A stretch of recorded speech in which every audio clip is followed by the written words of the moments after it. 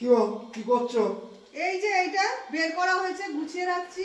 দেখো তোমার জন্য সবুজ গোলাপ নিয়ে এসেছি 100টা। বাবা কি ব্যাপার গো, আজকে সবুজ গোলাপ এনেছো? তুমি তো কোনোদিন আনো না, শীতকালে তো লাল গোলাপ নিয়ে আসো। সেটা তো প্রত্যেক বছরই তোমায় দিই, লাল দিই। এই বছর ভাবলাম সবুজ গোলাপই 100টা নিয়ে যাই তোমার জন্য। কেন কম দামে বিক্রি হচ্ছিল নাকি আজকে? কম দামে কেন তাহলে বিক্রি তুমি হবে? এনেছো কেন? নিয়ে এলাম, প্রত্যেক বছর লাল গোলাপ দিই, বলবে দাম নি কিছু, ওই জন্য 100টা সবুজ গোলাপই নিয়ে এলাম। তা তুমি ভালোই করেছো, তাহলে তো ফুলদানি বের করতে হবে তো। আর ফুলদানি বার করে হ্যাঁ? রাখবে। দাও দাও দাও, সবুজ গোলাপ বলে কথা। দেখো। বাবা এ তো অনেক গো, এক 100টা তোড়া। এনেছি। তো অনেক অনেক দাম নিয়েছে তো। হ্যাঁ, তা নেবে না? সবুজ গোলাপ। অনেক দামি নেবে তো। বাবা দারুণ ব্যাপার। এটা সবুজ গোলাপ কোথায়? এ তো ব্রোকলি, ফুলকপির ছোট ভাই।